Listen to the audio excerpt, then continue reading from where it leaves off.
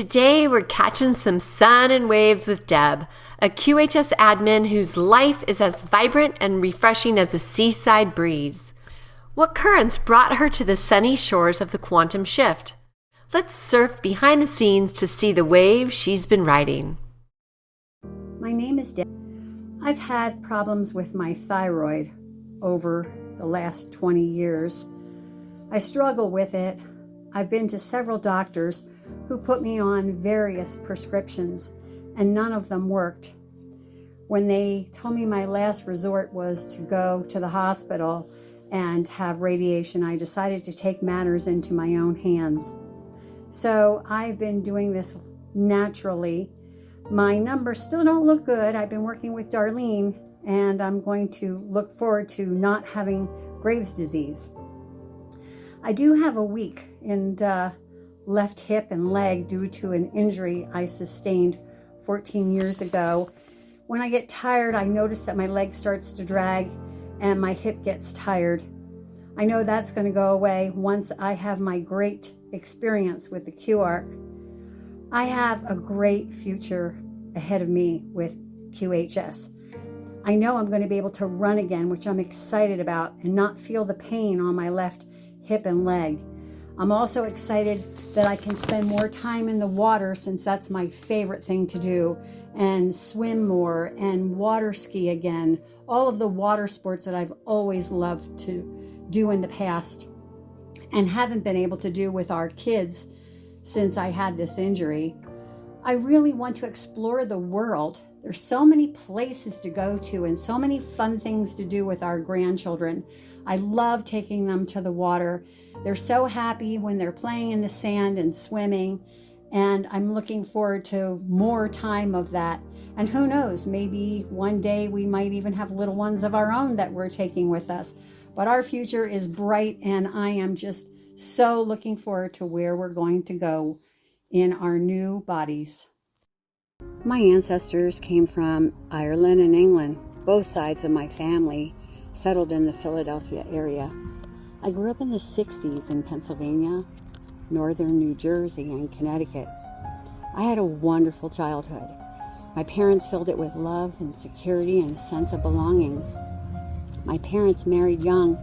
My mom was right out of high school and my dad was right out of the Marines. I was the first of 3 kids. My parents were very playful with us, subjected us to a lot of outdoor activities. We boated almost every weekend in the summer, which included fishing and swimming and water sports. We were outside pretty much all the time in the winter too, building forts and sledding and ice skating. Indoors, we always had a lot of laughter, singing and dancing and listening to music, which was a love of my parents. Especially they loved dancing.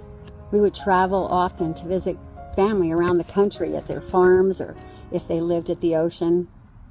I never really needed my parents to tell me what to do. I wanted to clean my room, and I wanted to do well in school. Having friends was super important to me. My mom was a stay-at-home mom. She always encouraged us to go play. She'd be inside most of the time doing the household chores, telling us that we'd have lots of responsibilities later on, so we should go enjoy it now.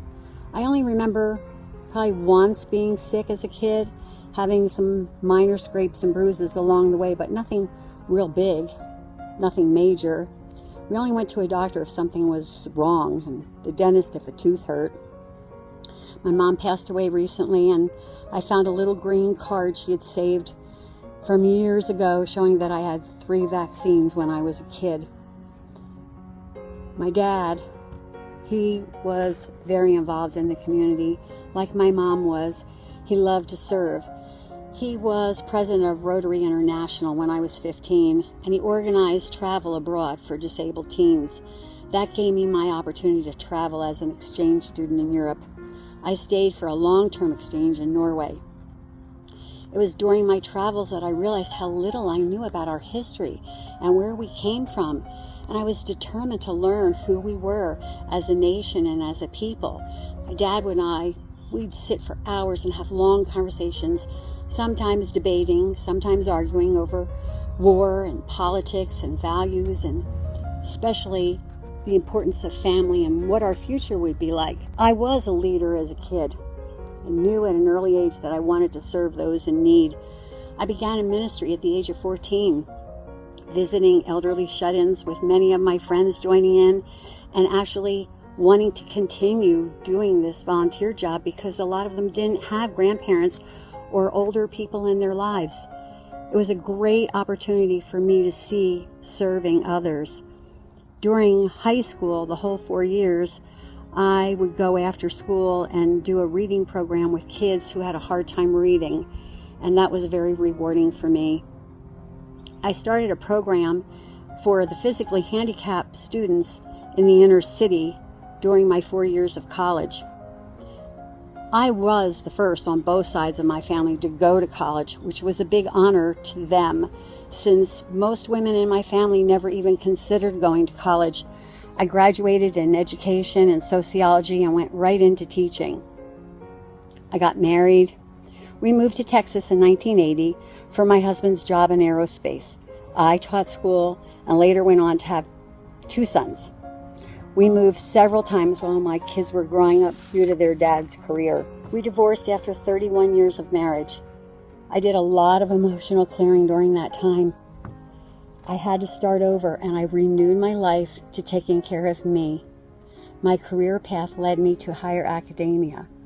I was working with grad students who were pursuing a master's degree in humanities, which was something that I valued very much and loved my job. I participated in a team building event at work. This event, it caused me to suffer a tremendous traumatic blow. I got a brain injury along with broken ribs and a fractured wrist. My short and long-term memory, the loss was so difficult, and I had vertigo and vestibular issues. The doctors were unsure of how far I would progress. I went to a doctor or physical therapy or an occupational therapy, you name it, at least 3 times a week for over 4 years. It was the help of my family and friends who followed my schedule and took care of my needs that got me through it. I was determined to prove to myself and to my doctors that I could overcome this injury. I felt I had so much to live for, and I was excited about my future. And during that journey, I met my angel, my special man, my Craig, and he encouraged me to start depending on my inner strength and to stop taking all the pain meds and listening to the doctors that they might not know what was best for me.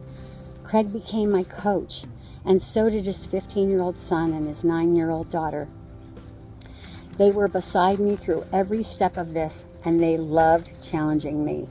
They'd come to my house at night in the dark, and they would make me go outside and face the shadows, which typically would send me to my knees. And they would say, "You can do it, you can overcome this." And since my sense of surroundings was so off, they really had a great time throwing foam balls at me in the hopes that I might catch one. And they were hard times for me, but there was so much love, and I appreciated how they stayed steady to get me back on my feet.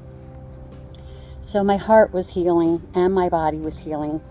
Craig and I married soon after. I was in treatment for those injuries a total of 6 years. I loved being a mom again to Craig's children, and I loved my sons getting close to Craig's children. I loved the way we were parenting together. Our families were doing so well, and life was full of excitement and joy now that I was able to see that I was recovering. But the last few years for us has been our biggest challenge. We lost Craig's mom, who lived with us, and then we lost our beautiful 19-year-old daughter, who I raised from the age of 9 on to an auto accident. This past year, we've lost both of my parents. We miss them so dearly. Every day feels a little empty because they're not here. Their presence is missed, and we feel them in our hearts, but it's just a new day, and they are, I believe, doing fine, and I don't need to fret over them. Today, with my lifestyle changes and the help of QHS, I'm more focused on my choices. I want to be physically strong, going into my future especially. I've had pericarditis twice and was diagnosed with Graves' disease. My left side of the hip and my leg are still weak from the injury that I sustained.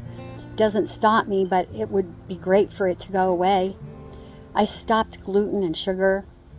We've changed our entire water filtration system in our home. I prepare all of our food from scratch, mostly eating vegetables and fruit as our major portion of our meal. I follow and keep notebooks of things that Tracy shares and Dr. Gloria's recipes and tips. They have changed our everyday life.